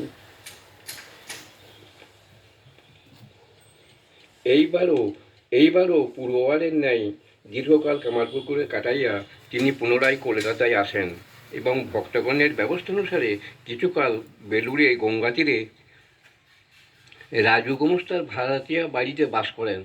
তারপর 4 মার্চ 1890 কম্বুলিয়াটোলায় শ্রীযুক্ত মাস্টারমশাইয়ের বাড়িতে আসেন এবং সেখান হইতে 25 মার্চ বৃদ্ধ স্বামী অদ্বৈতানন্দজির সহিত গয়া যাত্রা করেন। শ্রী শ্রী ঠাকুর নিজ জননীর দেহান্তে শ্রী মাকে গয়াধামে গমনপূর্বক বিষ্ণুপাদপদ্মে বৃদ্ধার জন্য পিণ্ডদান করিতে বলিয়াছিলেন। শ্রী মা এক্ষণে সে আদেশ পালন করেন। এই সুযোগে তিনি পথে বৈদ্যনাথ দর্শন করেন এবং গয়া হইতে বুদ্ধগয়াতেও যান। তীর্থ দর্শনান্তে 2 এপ্রিল কলকাতায় ফিরিয়া তিনি পুনরায় মাস্টারমহাশয়ের গৃহে বাস করতে থাকেন। এই সময় শ্রীযুক্ত বলরাম বসু মহাশয়ের শেষ অসুখ চলিতেছিল। ভক্তপ্রবলের প্রভু সেবা এবং তাহার প্রতি ঠাকুরের অসীম করুণার কথা স্মরণ করিয়া শ্রী মা তাহার বাটিতে চলিয়া আসেন। 1297 সালের 1 এপ্রিল 13 এপ্রিল 1890 বলরামবাবু বাঞ্ছিত লোকে গমন করেন। পরবর্তী জ্যৈষ্ঠ মাসে শ্রী মাকে বেলুড়ের ঘুষুরি অঞ্চলে শ্মশানের কাছে একখানি ভাড়া বাড়িতে আনিয়া রাখা হয়। এই বাড়িতে শ্রী মায়ের অবস্থানকালে শ্রীমৎ স্বামী বিবেকানন্দের মনে অকস্মাৎ অজ্ঞাত সূর্যের আহ্বান আছিল। তিনি স্থির করিলেন যে জ্ঞানান্বেষণে মঠ ছাড়িয়া দীর্ঘকাল বাহিরে থাকিবেন, কিন্তু বিদায়ের প্রাক্কালে শ্রীমায়ের আশীর্বাদ গ্রহণ একান্ত আবশ্যক জানিয়া জুলাই মাসের একদিন তিনি ওই বাটিতে আসিয়া ভক্তবিনম্র হৃদয়ে শ্রী মাকে সাষ্টাঙ্গ প্রণাম করিলেন এবং তাহার তুষ্টিবিধানের জন্য ভক্তিরসাপ্লুত সঙ্গীত শ্রবণ করাইলেন। অতঃপর অন্তরের আকুতি জানাইয়া বলিলেন, মা, যদি মানুষ হয়ে ফিরতে পারি তবেই আবার আসব, নতুবা এই। সীমা বলিলেন, সে কি? তখন স্বামীজি কহিলেন, না না, আপনার আশীর্বাদে শীঘ্রই আসিব। মা সন্তানের আগ্রহ বুঝিতে পারিলেন আর দিব্যচক্ষে দেখিতে পারিলেন তাহার অত্যুজ্জ্বল ভবিষ্যৎ। অতএব প্রাণ খুলিয়া আশীর্বাদ করিলেন এবং জ্ঞানলাভ ও কার্যসমাপন্তে অচিরে ফিরিয়া আসিতে বলিয়া দিলেন। সে মঙ্গলাশীর্বাদে পরিতৃপ্ত স্বামীজি পরিব্রাজক বেশে ভারতের তীর্থাদি দর্শনে নির্গত হইলেন। ভাদ্র মাস পর্যন্ত সীমা এই বাড়িতে ছিলেন। অনন্তর রক্তামশয় হওয়ায় তাহাকে গঙ্গার অপর পারে বরাহনগরে সৌরীন্দ্রমোহন ঠাকুরের ভাড়া বাড়িতে রাখিয়া চিকিৎসা করানো হয়। শ্রীরামকৃষ্ণ মঠ তখন বরাহনগরেই অবস্থিত ছিল। চিকিৎসার ফলে রোগের উপশম হইলে শ্রী মা বলরামবাবুর বাড়িতে আসেন এবং ঈশ্বর দুর্গাপূজার পর কার্তিক মাসে কামারপুকুর হইয়া জয়রামবাটি যান। তিনি পিতৃগৃহে কিরূপে দিন কাটাইয়াছিলেন তাহা সুবিদিত নহে। তবে 1891 খ্রিস্টাব্দের ঈশ্বর জগদ্ধাত্রী পূজাকালের 25 কার্তিক 1298, 10 নভেম্বর 1891 যে বিবরণ সংরক্ষিত আছে তাতে স্পষ্টই প্রতীত হয় যে শ্রী মা তখন পূর্ণরূপে মাতৃত্বে প্রতিষ্ঠিত এবং তাহার দেবীত্বও ভক্ত এবং পরিচিতগণের নিকট সুপরিজ্ঞাত। তখন শ্রীমায়ের পিতৃগৃহে ঈশ্বর জগদ্ধাত্রী পূজা হইবে এই সংবাদ পাইয়া কলিকাতা হইতে পূজ্যপাদ স্বামী শারদানন্দ পূজাপকরণাদি লইয়া জয়রামবাটি যাত্রা করিলেন এবং তাহার সঙ্গে চলিলেন শ্রীযুত সেননাথ মহাশয়, হরমোহন মিত্র, কালীকৃষ্ণ, স্বামী বিরজানন্দজি, গোলাম্মা ও যোগীনমা। তাহারা বর্ধমান হইতে গরুর গাড়িতে কামারপুকুরে উপস্থিত হইলেন এবং শ্রীরামকৃষ্ণের জন্মস্থানাদি দর্শনান্তে পদব্রজে জয়রামবাটি পৌঁছিলেন। তাহাদিগকে পাইয়া মায়ের আনন্দ ধরে না। কিরূপে তাহাদের যত্ন করিবেন, কি খাওয়াবেন ভাবিয়া পান না। প্রতিদিন তিনি সহস্রে তরকারি কুটিতেন ও রন্ধনান্তে পার্শ্বে বসিয়া সকলকে সযত্নে খাওয়াইতেন। তাহার অপরিসীম স্নেহে সকলের হৃদয় গড়িয়া গেল। দলের মধ্যে সর্বকনিষ্ঠ তরুণ তাপস কালীকৃষ্ণকে তিনি পুত্ররূপে গ্রহণ করিয়া চিবুকে হাত দিয়া চুম্বন করিলেন। কালীকৃষ্ণের সর্বত্র অবাধ গতি ছিল। তিনি বয়স্কদের ফরমাস খাটিতেন, পান বা জল খাবার আনিতে, অথবা স্বামী শারদানন্দজি ও সেননাথ মহাশয়ের জন্য তামাকের আগুন আনিতে প্রায়ই ভিতরে যাইতেন। সন্তানকে হাতে করিয়া আগুন দিতে নাই বলিয়া শ্রীমা ঘুঁটের বা কাঠের আগুন মাটিতে ফেলিয়া কালীকৃষ্ণকে চিমটার দ্বারা উহা তুলিয়া লইতে বলিতেন।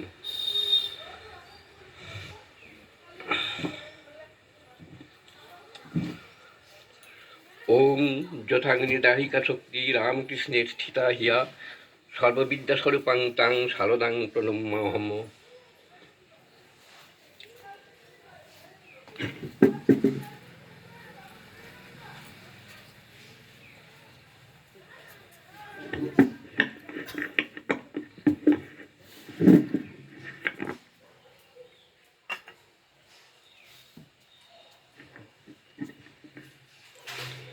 আমি আজ ভারতের বিবেকানন্দ থেকে পাঠ করে শোনাচ্ছি। নমশ্রী জ্যোতিরাজায় বিবেকানন্দ সুরয়ে সচ্চিৎ সুখ স্বরূপায় স্বামিনে তাপহারিণে। পাম্বান অভিনন্দনের উত্তর। জাফনা হইতে জলপথে যাত্রা করিয়া স্বামীজি 26শে জানুয়ারি ভারতের দক্ষিণ প্রান্তে পাম্বান দ্বীপে পৌঁছিলেন, যেটির নিম্নে এক চন্দ্রা তপতলে তাহাকে অভিনন্দিত করা হয়। রামনাদের রাজাও হৃদয়ের আবেগে স্বামীজিকে এক স্বতন্ত্র অভিনন্দন প্রদান করিলেন। পাশ্চাত্য দেশে ধর্মপ্রচারের পর স্বামীজি ভারতবর্ষে আসিয়া প্রথম পাম্বানে পদার্পণ করেন। এই ঘটনা শরণার্থ রামনাদের রাজা সেখানে একটি স্মৃতিস্তম্ভ নির্মাণ করিয়া দেন। স্বামীজি এখানে নিম্নোক্তভাবে উত্তর প্রদান করিলেন। আমাদের পূর্ণ মাতৃভূমিতেই ধর্ম দর্শনের উৎপত্তি ও পরিপুষ্টি। এখানেই বড় বড় ধর্মবীর জন্মগ্রহণ করিয়াছেন। এখানে কেবল এখানেই ত্যাগ ধর্ম প্রচারিত হইয়াছে। এখানে কেবল এখানেই অতি প্রাচীনকাল হইতে বর্তমান সময় পর্যন্ত মানুষের সম্মুখে উচ্চতম আদর্শসমূহ স্থাপিত হইয়াছে। আমি পাশ্চাত্য দেশের অনেক স্থানে ঘুরিয়াছি, অনেক দেশ পর্যটন করিয়াছি, অনেক জাতি দেখিয়াছি। আমার বোধহয় প্রত্যেক জাতিরই এক একটি মুখ্য আদর্শ আছে। সেই আদর্শই যেন তাহার জাতীয় জীবনের মেরুদণ্ড স্বরূপ। রাজনীতি, যুদ্ধ, বাণিজ্য বা যন্ত্রবিজ্ঞান ভারতের মেরুদণ্ড নহে। ধর্ম, কেবল ধর্মই ভারতের মেরুদণ্ড। ধর্মের প্রাধান্য ভারতে চিরকাল। শারীরিক শক্তি বলে অনেক উদ্ভূত কার্য সম্পন্ন হইতে পারে সত্য। বুদ্ধি বলে বিজ্ঞান সাহায্যে যন্ত্রাদি নির্মাণ করিয়া তাহা দ্বারা অনেক উদ্ভূত কার্য দেখানো যায়, ইহাও সত্য। কিন্তু আধ্যাত্মিক শক্তি যেরূপ প্রভাব, এগুলির প্রভাব তাহার তুলনায় কিছুই নহে। ভারতের ইতিহাস পাঠ করিলে জানা যায়, ভারত বরাবরই কর্মকুশল। আজকাল আমাদের শেখানো হয় হিন্দুরা হীনবীর্য ও নিষ্কর্মা। যে সকল ব্যক্তির নিকট এই শিক্ষা পাই, তাহাদের নিকট অধিকতর জ্ঞানের প্রত্যাশা করি। তাহাদের শিক্ষায় এই ফল হইয়াছে যে অন্যান্য দেশের লোকের নিকট ইহা একটি কিংবদন্তি হইয়া দাঁড়াইয়াছে যে হিন্দুরা হীনবীর্য ও নিষ্কর্মা। ভারত যে কোনো কালে নিষ্ক্রিয় ছিল, একথা আমি কোনো মতেই স্বীকার করি না। আমাদের এই পবিত্র মাতৃভূমি যেরূপ কর্মপরায়ণ, অন্য কোনো দেশই সেরূপ নহে। তাহার প্রমাণ এই অতি প্রাচীন মহান জাতি এখনও জীবিত রহিয়াছে। আর তাহার মহামহিময় জীবনের প্রতি সন্ধিক্ষণে এই জাতি যেন অবিনাশী অক্ষয় নবযৌবন লাভ করিতেছে। ভারতে কর্মপরায়ণতা যথেষ্ট আছে বটে, কিন্তু উহা অপরের দৃষ্টিপথে না পড়িবার কারণ, যে যে কাজটি করে বা ভালো বোঝে, সে সেটিকেই মাপকাঠি করিয়া অপরের বিচার করে। ইহাই মনুষ্য প্রকৃতি। মুচি জুতা সেলাই বোঝে, মিস্ত্রি গাঁথানি বোঝে। পৃথিবীতে যে আর কিছু করিবার বা জানিবার আছে, ইহা তাহাদের বুঝিবার অবসর হয় না। যখন আলোকের স্পন্দন অতি তীব্র হয়, তখন আমরা আলোক দেখিতে পাই না, কারণ আমাদের দর্শন শক্তির একটি সীমা আছে। সেই সীমার বাহিরে আর আমরা দেখিতে পাই না। যোগী কিন্তু তাহার আধ্যাত্মিক অন্তর্দৃষ্টি বলে সাধারণ অজ্ঞলোকের জড়দৃষ্টি ভেদ করিয়া ভিতরের বস্তু দেখিতে সমর্থ হন।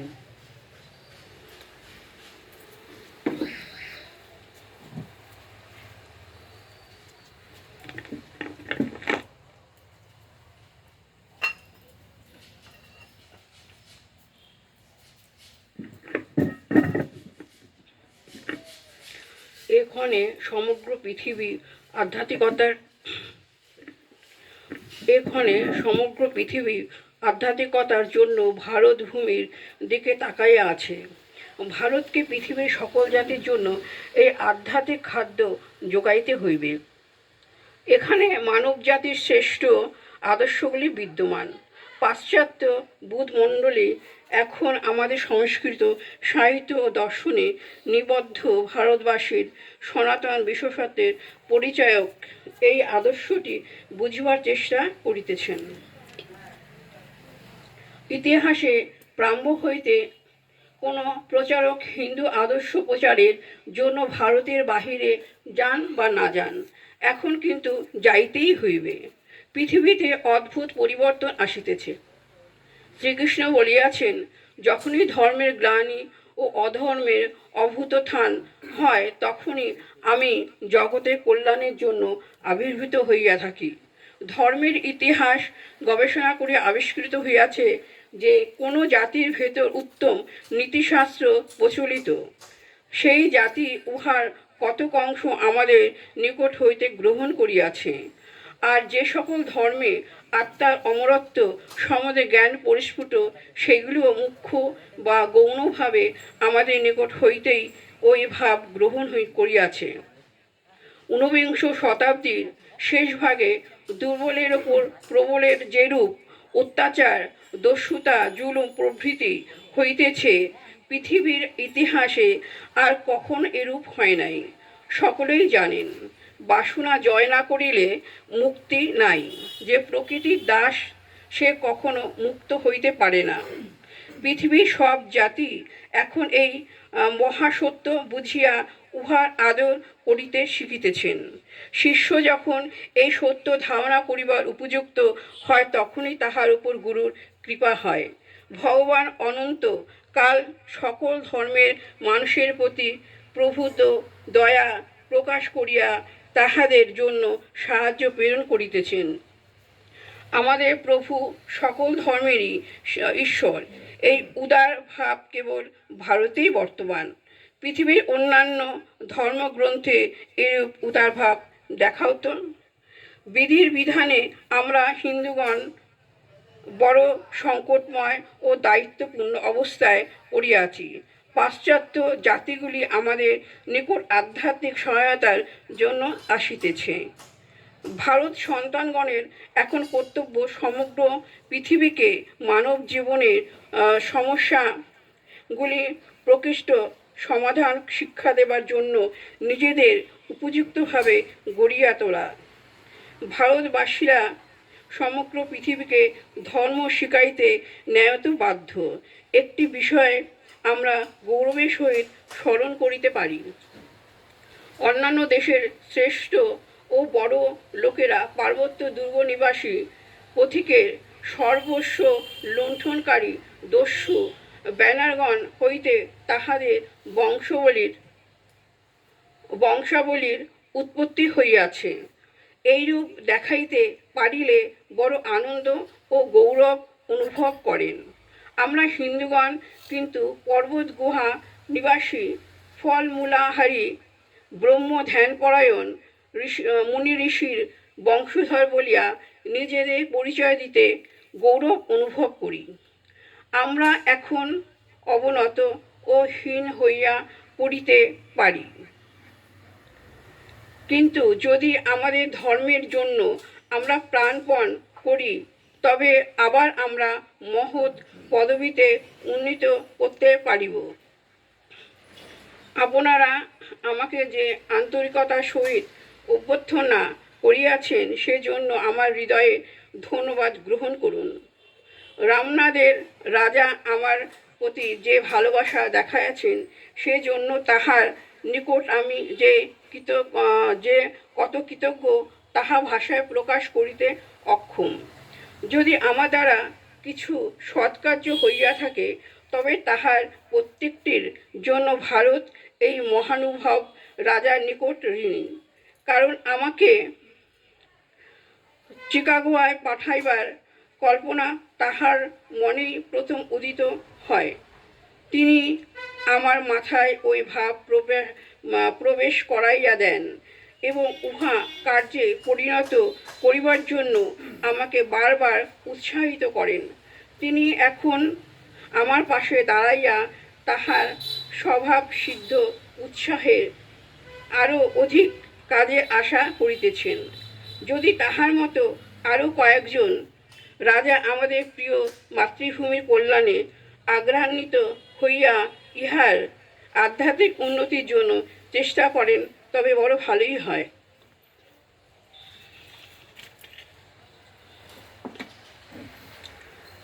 ওং বড় তত্ত্বে সদালীন রামকৃষ্ণ সমাজ্ঞয়া যো ধর্ম স্থাপনারত বীরেশং তং নমামহম।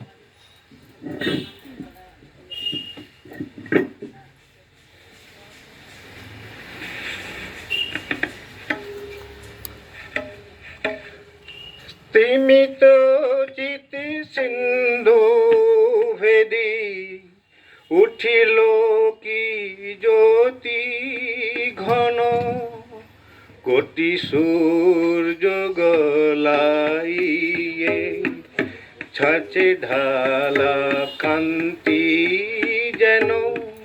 স্তিমিত চিতি সিন্ধু ভেদি উঠিল কি জ্যোতি ঘন, কোটি সূর্য গলাইয়ে ছাঁচে ঢালা কান্তি যেন।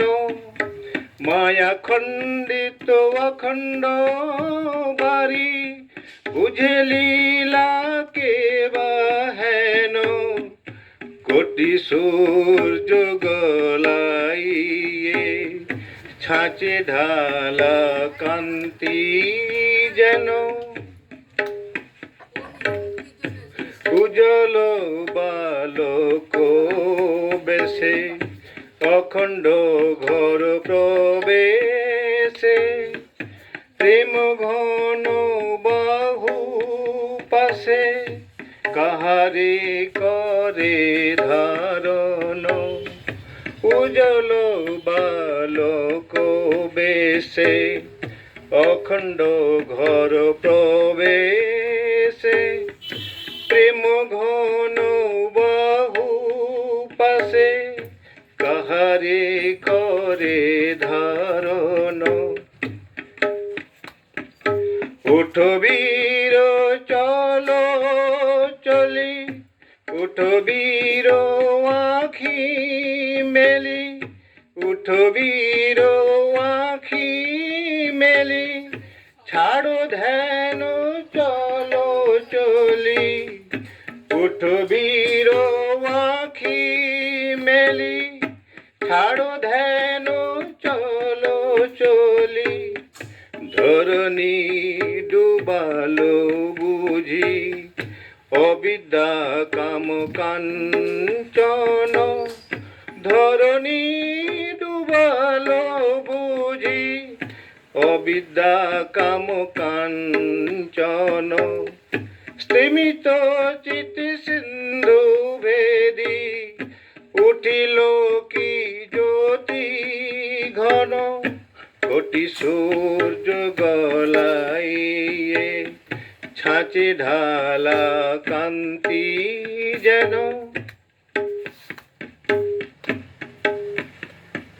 সুধীর ধীর পরশে যোগী চায় সহরসে, সুধীর ধীর পরশে যোগী চায় সহরসে। কণ্টকিত তনু মন নীরবে ভাসে বয়ান, সুধীর ধীর পরশে যোগী চায় সহরসে। কণ্টকিত তনু মন নীরবে ভাসে বয়ান। তারা জলি ছায়া পথে স্পর্শে ধরায়া চম্বিতে, তারা জলি ছায়া পথে স্পর্শে ধরায়া চম্বিতে। পুণ্যভূমে উদয় আজি পুণ্য নর নারায়ণ, পুণ্যভূমে উদয় আজি পুণ্য নর নারায়ণ। স্তিমিত চিত সিন্ধু ভেদি উঠিল কি জ্যোতি ঘন, কোটি সূর্য গলাইয়ে ছাঁচে ঢালা কান্তি যেন, কোটি সূর্য গলাইয়ে ছাঁচে ঢালা কান্তি যেন।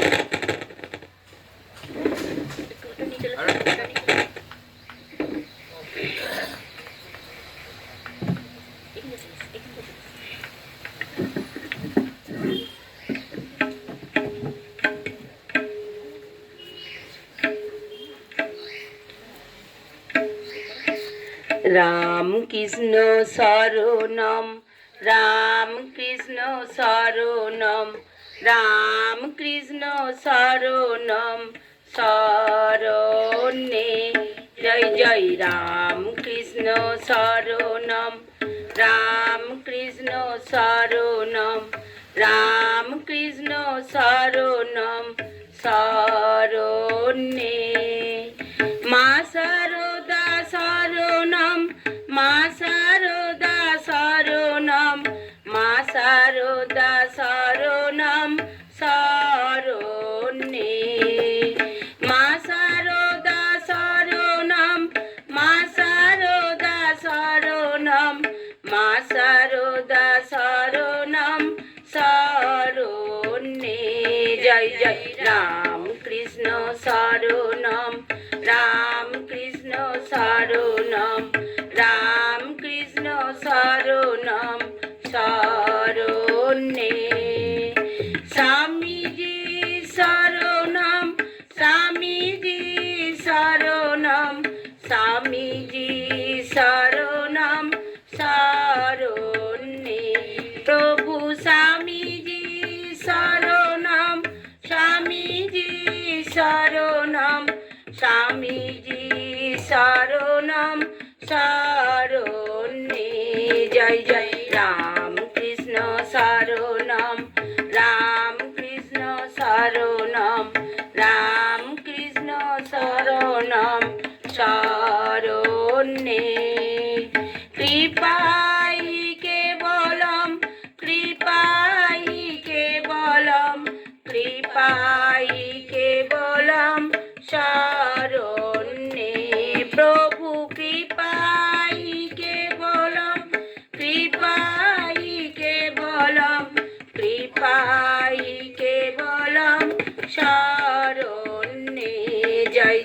রাম কৃষ্ণ শরণম রাম কৃষ্ণ শরণম রাম কৃষ্ণ শরণম শরণ্যে শরণাগত হম শরণাগত হম শরণাগত হম শরণ্যে প্রভু শরণাগত হম শরণাগত হম শরণাগত হম শরণ্যে জয় জয় রাম কৃষ্ণ শরণম রাম কৃষ্ণ শরণম রাম কৃষ্ণ শরণম শরণ্যে নমো শ্রী গুরবে নমো শ্রী গুরবে নমো শ্রী গুরবে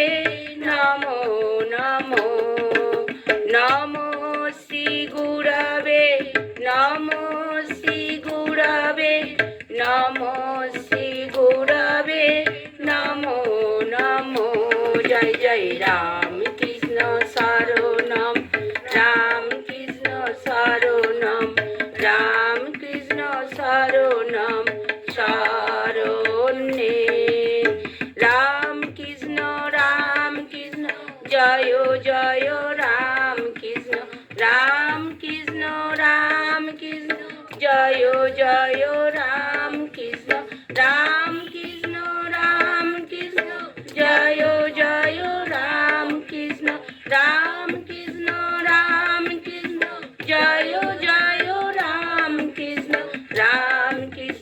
রাম কৃষ্ণ জয় জয় রাম কৃষ্ণ শরণম রাম কৃষ্ণ শরণম রাম কৃষ্ণ শরণম শরণ্যে জয় জয় রাম কৃষ্ণ শরণম রাম কৃষ্ণ শরণম রাম কৃষ্ণ শরণম শরণ্যে